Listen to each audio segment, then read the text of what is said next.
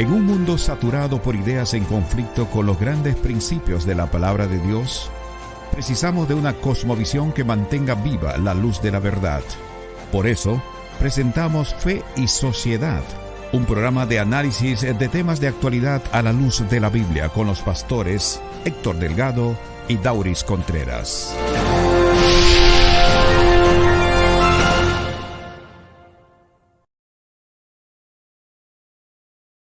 ¿Por qué nuestras naciones, nuestras sociedades están tan fragmentadas y tan divididas? ¿Serán estas fragmentaciones sociales y políticas, religiosas en este mundo un reflejo de nuestro corazón fragmentado y quebrantado por el pecado? Bien, les habla el pastor Héctor Delgado y quiero decirles que este es el tema que estaremos tratando en el día de hoy, y quiero aprovechar la oportunidad para enviar un saludo afectuoso a todos los fieles oyentes de Radio Esperanza New York y a todos los amigos que nos siguen a través de YouTube y las diferentes plataformas sociales. Me acompaña el pastor Dauris Contreras. Saludos, Héctor. Dios te bendiga, pastor Delgado.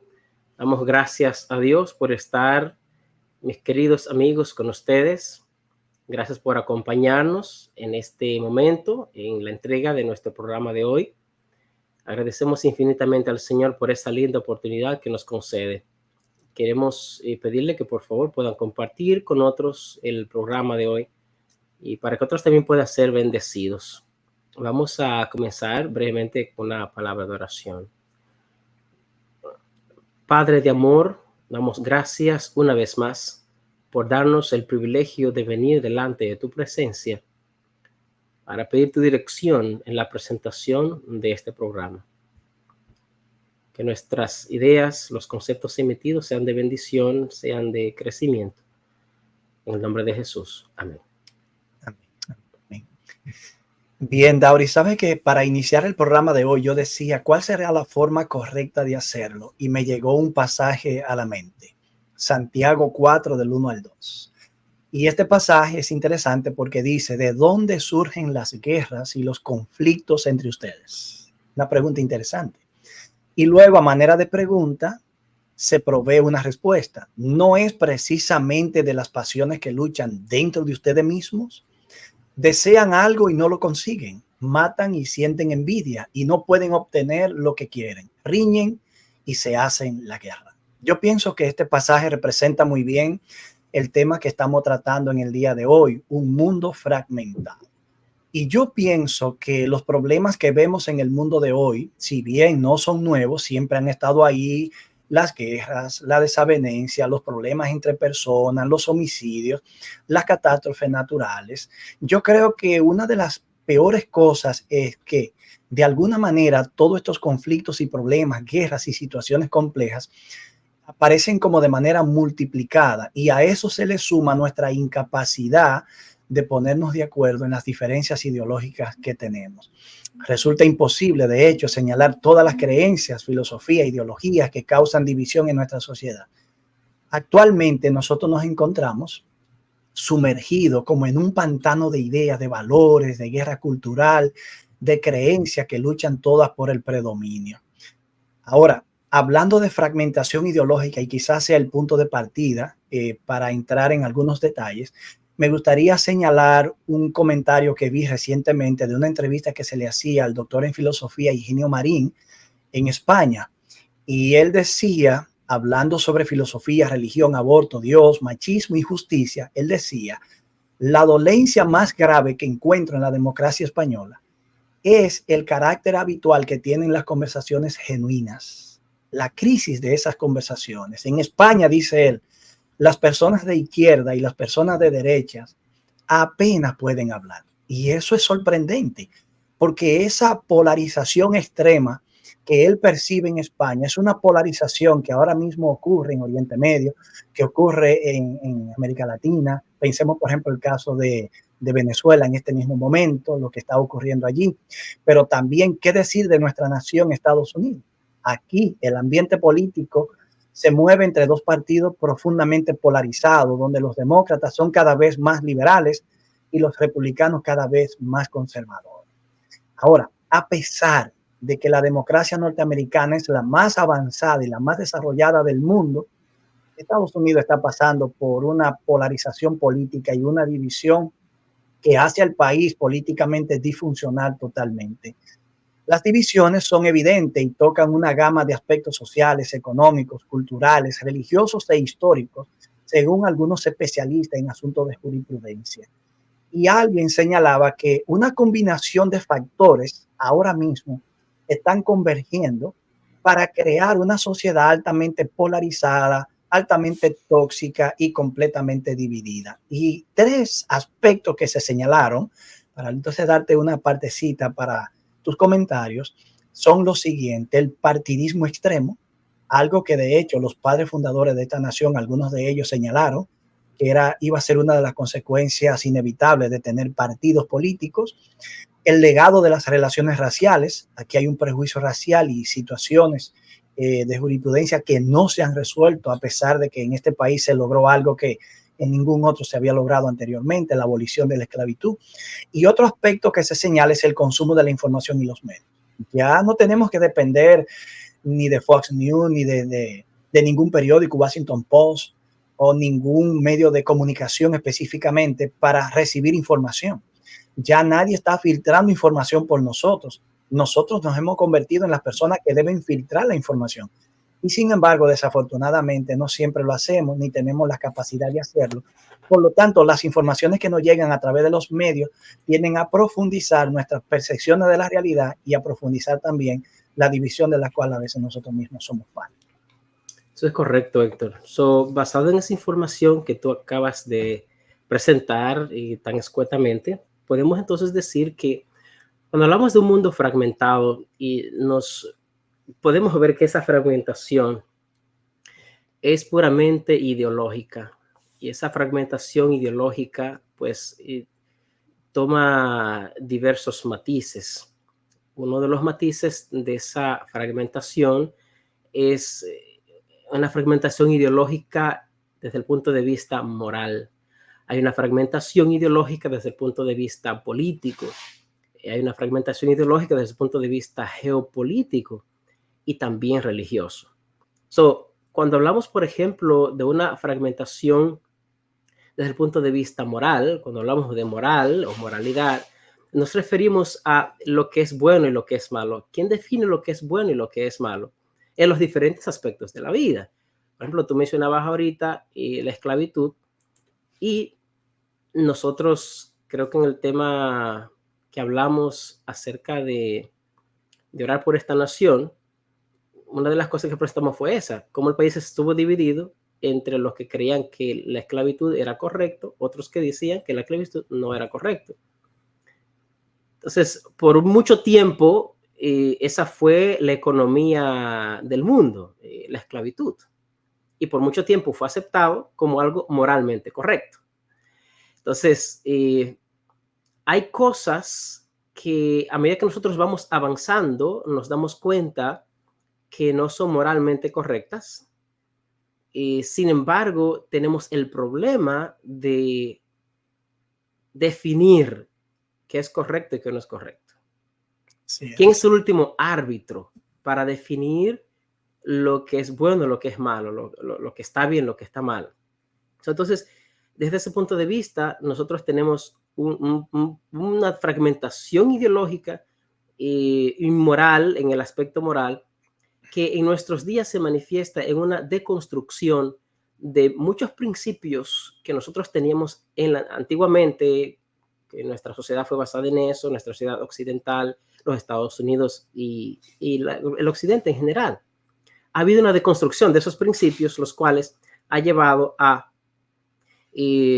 una fragmentación mayor, pero que se aumenta debido a lo apasionado que nosotros llegamos a ser cuando hablamos de este tipo de temas. Por ejemplo, lo que es la ideología de género, el tema del racismo, de las razas y otras formas de ideologías. Son ideologías que nos tienen fragmentadas, pero al mismo tiempo, como tú decías al principio, no hemos sido capaces de poder convivir los unos con los otros y respetar esas cosas. Ahora bien, el punto el siguiente elemento de la fragmentación ideológica ese elemento político. En la política, nosotros hoy día la fragmentación, tú mencionabas ahorita, estaba la derecha, la izquierda, los conservadores, los liberales. En este país, por ejemplo, en los Estados Unidos, estamos en un momento muy crítico porque las cosas se han llevado a un punto casi de violencia. Pudimos ver el atentado contra el expresidente el otro día, y es evidente que ese mismo espíritu se ha caldeado al punto de que, como tú decías, los de izquierda no quieren dialogar con los de derecha y los de derecha por igual. Y yo vi a alguien el otro día que decía eso, que él quería hablar con alguien de izquierda, pero no le permitían o no querían, por la razón de que iba y podía ser, ¿cómo decirte? Aquí hay una palabra que se usa mucho, boicoteado, podríamos decir boicoteado, por los demás que iban a ser de extrema izquierda. Entonces eso es un gran problema, Héctor. Esa fragmentación y desde esos ángulos es un grave problema para nosotros. De hecho, Dauris, 2 días antes del atentado contra el expresidente Donald Trump, se había publicado un artículo especializado de una de las principales universidades de aquí. Y ese informe, tenía algunas estadísticas, y dentro de esos datos estadísticos estaba que el 10% de los ciudadanos de este país está dispuesto a que se utilice la fuerza con tal de que Donald Trump no vuelva a la presidencia. Pero de igual manera, el 7% en sentido contrario estaba de acuerdo en que se utilizara la fuerza para que Donald Trump volviera al gobierno.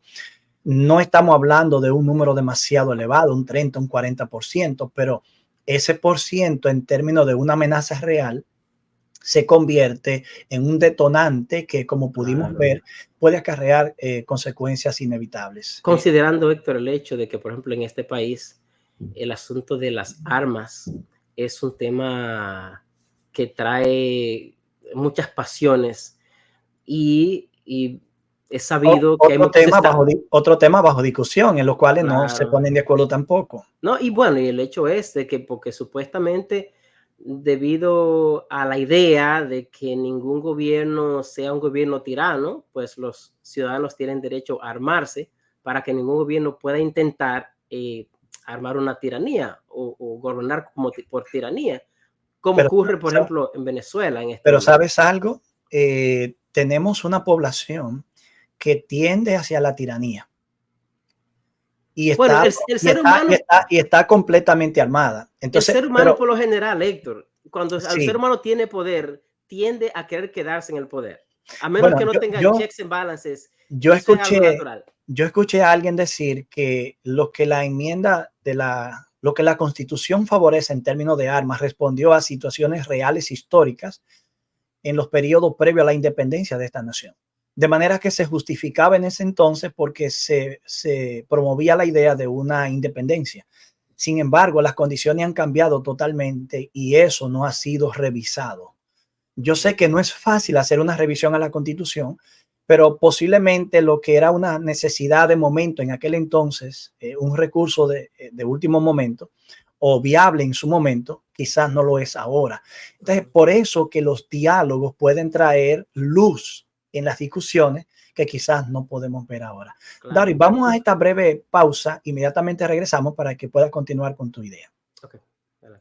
Estás escuchando Fe y Sociedad, un programa de análisis de temas de actualidad a la luz de la Biblia.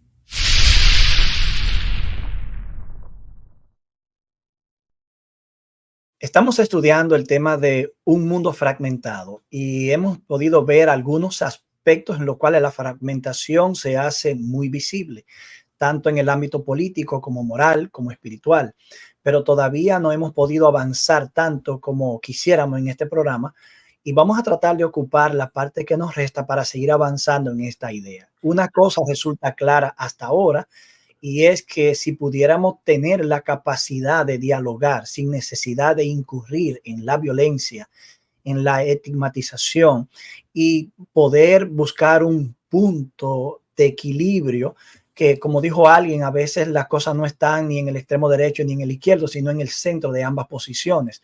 pero ser centrista en este caso está resultando prácticamente imposible. De ahí las tantas fragmentaciones. Tenemos también, Héctor, que mencionar que esta fragmentación se manifiesta no solamente en políticas locales, sino desde el punto de vista geopolítico. Y es evidente que lo que ocurre en este país se transporta mucho.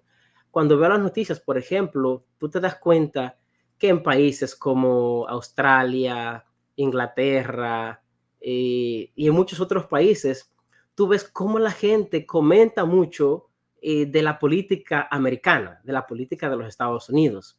Y unos están por un lado, por el otro, otros van para la izquierda, para la derecha, como si el mundo fuera ciudadano de los Estados Unidos. Bueno, eso se debe a la influencia global de esta nación. Por eso, como te decía la semana que tuvimos el último tema, aunque por un lado se vea que Estados Unidos está perdiendo su hegemonía, pero es evidente que la influencia que tiene es demasiado poderosa y no se puede obviar. De hecho, hay muchas decisiones que se toman mundialmente dependiendo de lo que pasa en las elecciones de los Estados Unidos. En la OTAN, en la ONU, sí. Muchas cosas en otros países depende mucho de lo que ha pasado en los Estados Unidos políticamente hablando. Alguien me decía en el día de ayer, ¿qué pasa con Estados Unidos? Que no se ha pronunciado, por ejemplo, el presidente sobre la situación que está pasando en Venezuela. La gente de alguna Aquí está ardiendo el país. Eso me gustó cuando tú me diste esa respuesta y lo conversamos fuera de cámara. Con tanto problema interno que tenemos, quizás lo menos que hay es tiempo para ocuparse de los asuntos de otros. Claro. Sin embargo, el hecho mismo de que alguien observara eso deja ver que siempre se espera el enfoque de Estados Unidos sobre ese particular. Dauri, pero ¿y qué decir de Rusia y China? Sabes que dos de las prioridades declaradas de Estados Unidos en términos de seguridad nacional tiene que ver primero con superar a China y segundo con contener el poderío de Rusia. Claro. Esto podrá ser cierto o no en términos ideológicos, pero de que es cierto en términos prácticos lo está haciendo. Ahora, aquí viene algo interesante. Aunque la presencia de Estados Unidos en Rusia ha disminuido ligeramente en las últimas 2 décadas, lo contrario ha estado pasando en China. Y esto es algo que de pronto sorprende a uno, porque como vemos una guerra de aranceles con la administración pasada y todavía otras que se han estado implementando en esta, y también una guerra tecnológica por el dominio de quién construye los semiconductores y los chips del futuro, que ese es el futuro del mundo en términos de tecnología. Diríamos que Estados Unidos también se ha estado ausentando de China cada vez más. Sin embargo, algunos estudios especializados demuestran que, si bien es cierto que en las 2 últimas décadas la presencia de Estados Unidos ha estado disminuyendo ligeramente en Rusia, lo contrario ha estado pasando significativamente en China, porque hay un 3 puntos porcentual por encima de la presencia de Estados Unidos, a pesar de todos los problemas que han habido. Este dato nos ayuda a nosotros a ver que muchas de las narrativas que se discuten en la televisión, en los medios sociales, a veces responden a una realidad que no es en el fondo lo que está ocurriendo. Claro que hay una pugna geopolítica, pero no quiere decir que se ha estado produciendo un distanciamiento que pueda llevar incluso a una guerra, como algunos ya lo han estado pensando. Así es. Es cierto, y yo creo, Héctor, también, en otro orden, volviendo a nuestro asunto de la polarización, de la fragmentación, que tal vez los medios de comunicación son los que agudizan esta fragmentación. Quienes controlan la media, quienes controlan los medios, tienen la voz cantante. Y hay muchas cosas que pasan en el mundo que los que tienen dominio de la media son los que dirigen hacia dónde va la conversación. Por ejemplo, por 2 años y medio estuvimos hablando los medios solamente acerca de la guerra en Ucrania y todo eso. Después nos movimos a la guerra entre Israel y Hamas, que todavía eso está en boga, el ataque que ellos hicieron el año pasado, y ahora como Israel se ha determinado destruir completamente esta organización, al punto que incluso ayer mataron a uno de sus líderes allí en Irán. El líder principal, algo que yo no pensé que podía ocurrir, pero eso obviamente envía una señal clara. Es como decir, nosotros podemos hacer esto en cualquier momento con cualquier persona cuando lo decidamos. Y el mundo está dividido en que Oye, Eso pero no, profundiza la fragmentación que hay en Medio Oriente. claro que sí, pero entonces, con lo que está pasando en Medio Oriente, el mundo está dividido sobre, bueno, Israel debe parar, nos dicen que no, tiene derecho a defenderse y destruir todo lo que sea, otros dicen, no, bueno, hay niños inocentes que mueren, y es un poco, no un poco, no, esto es muy controversial. Y si Lo tú es. estás por un lado o por el otro, tú eres atacado o por un lado o por el otro lado también. De modo que cuando vemos la fragmentación que hay desde el punto de vista geopolítico, nos damos cuenta que el asunto se hace cada vez más grande y cada vez más complicado, porque mientras más grande es el problema, más complejo de resolver. Cuando esta fragmentación es geopolítica, entonces esto produce temor porque, bueno, estamos abocados a una tercera guerra mundial. ¿Podría eso ocurrir? ¿Qué va a pasar? ¿Nos pondríamos de acuerdo? ¿Seremos lo suficientemente inteligentes para ponernos de acuerdo y abandonar aquellas cosas que pueden fomentar más esas diatribas? ¿O qué vamos a hacer nosotros? Todas esas cosas, Héctor, de alguna manera nos afectan a los individuos y mucha gente vive en temor por esa fragmentación.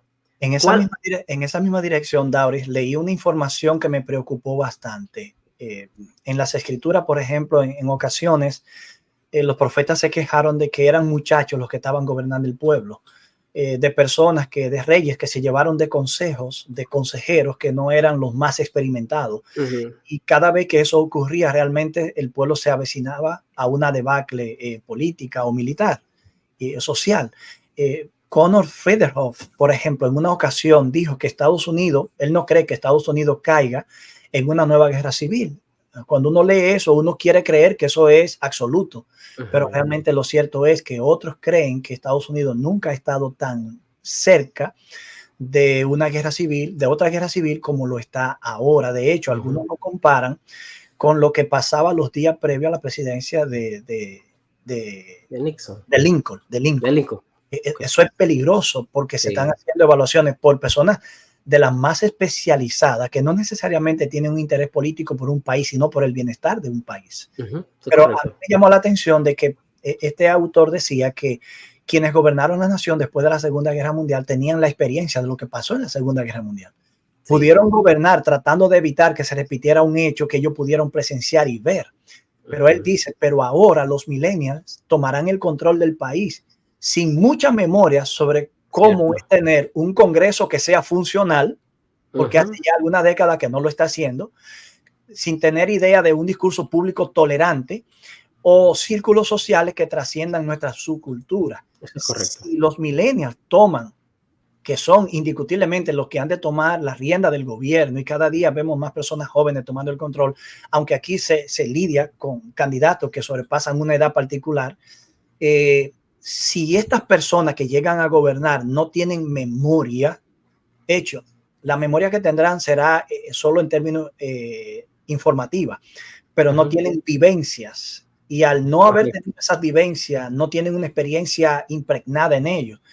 Van a gobernar sin una memoria fresca de lo que implica eso. Por lo tanto, lo que está ocurriendo ahora es lo que está formando su discurso y su política. Y como la historia es un papel, la historia se puede cambiar, reescribir o simplemente no ser tomado en cuenta. El último elemento de esta fragmentación, Héctor, también está la fragmentación religiosa.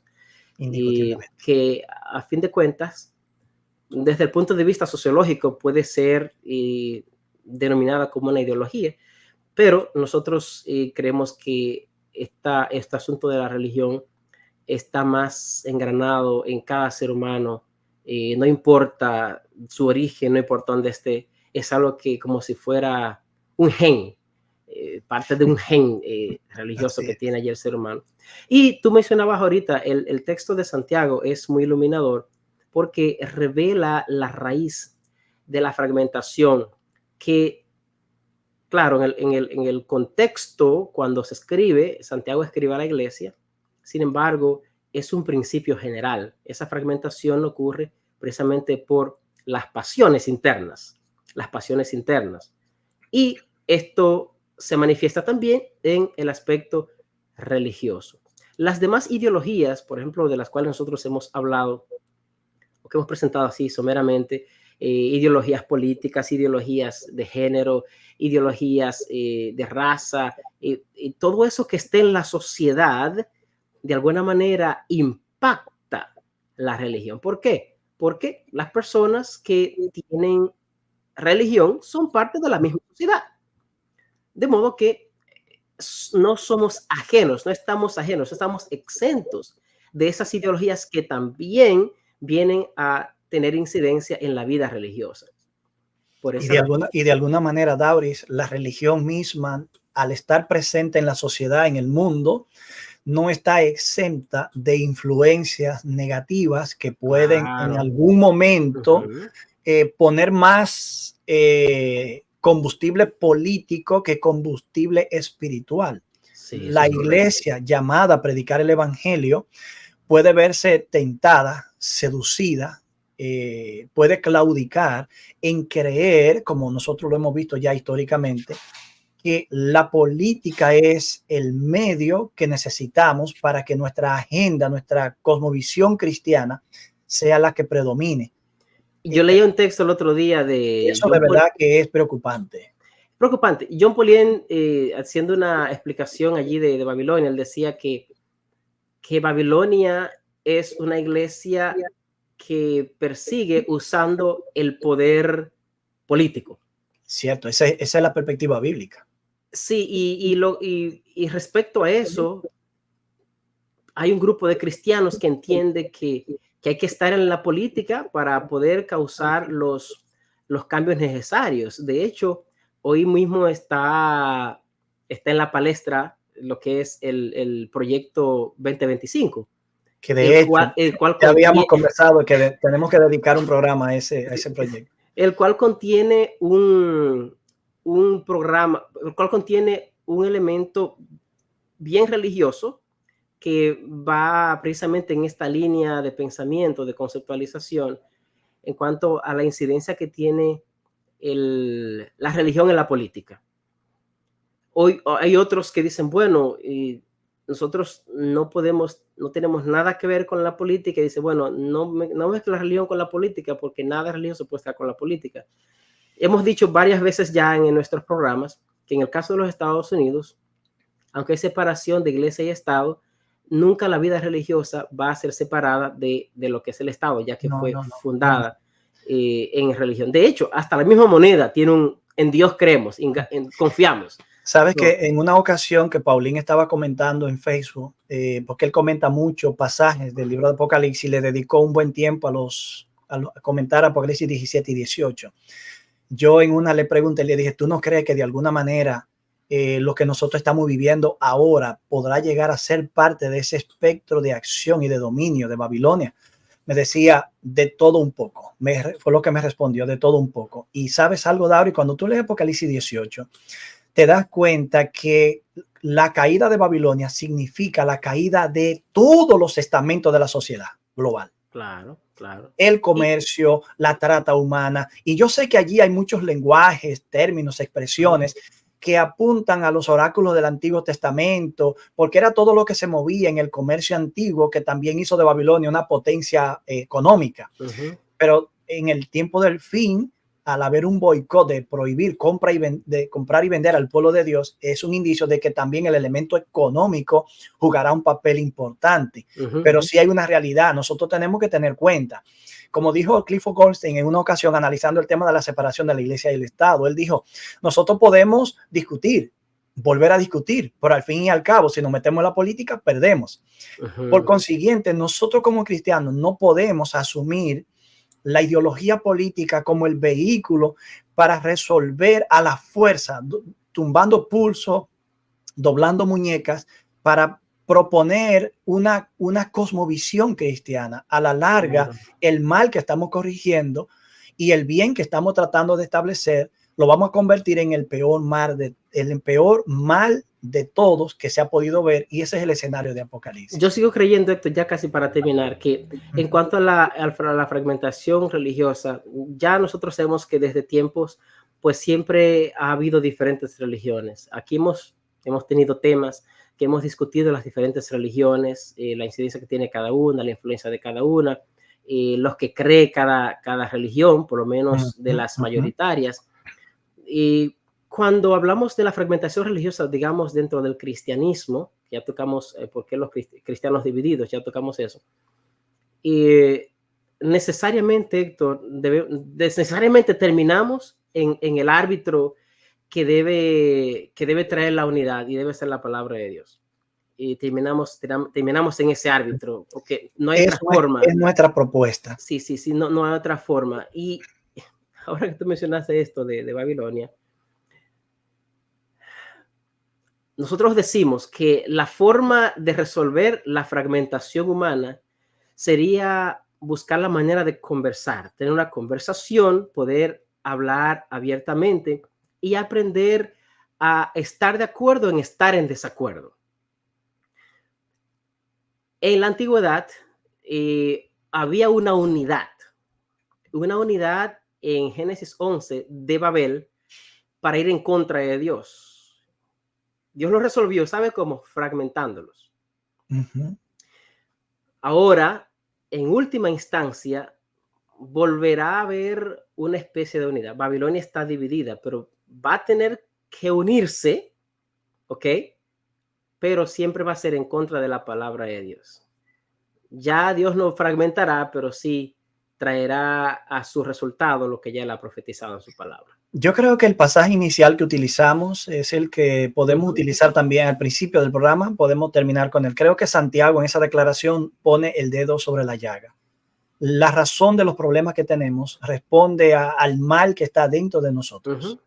Y todo lo que vemos que tiene fragmentado el mundo, dividido y polarizado, se debe precisamente a que ese mal ha salido, se ha expresado, en algunas ocasiones se ha institucionalizado, ha tomado forma de leyes, que yo entiendo que es un tema delicado. Hay leyes que indiscutiblemente hay que anularlas y otras deben establecerse. Pero también el problema es que si nosotros decidimos pelear en ese ámbito, que no es lo que recomendamos, es lo que nosotros queremos que no ocurra, no vamos a llegar a ningún lado, porque la ley no transforma, la ley no cambia, la ley impone límites, pero en realidad el transgresor siempre encontrará una manera de violar la ley.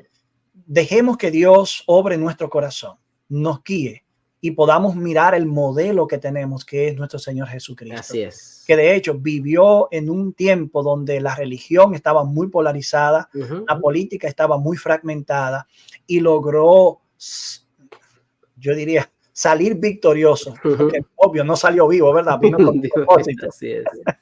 Vino con un propósito, pero salió victorioso. Y Apocalipsis precisamente presenta esa idea de un caballo, un jinete blanco que sale con un arco, pero no tiene flechas. De manera que es una conquista pacífica y sale venciendo y para vencer. Es la fuerza de la verdad, la fuerza de la razón, la fuerza de la tolerancia, la fuerza del amor, lo que debe prevalecer. Que Dios pueda bendecirlo a todos ustedes. Y le urgimos para que nos dejen sus preguntas colgado en los comentarios. Si algún tema le gustaría que lo pudiéramos tratar en particular, siéntanse libres de dejarnos esas informaciones en el chat. Será hasta la próxima entrega. Dios les bendiga. Hasta la próxima entrega. Que Dios te bendiga.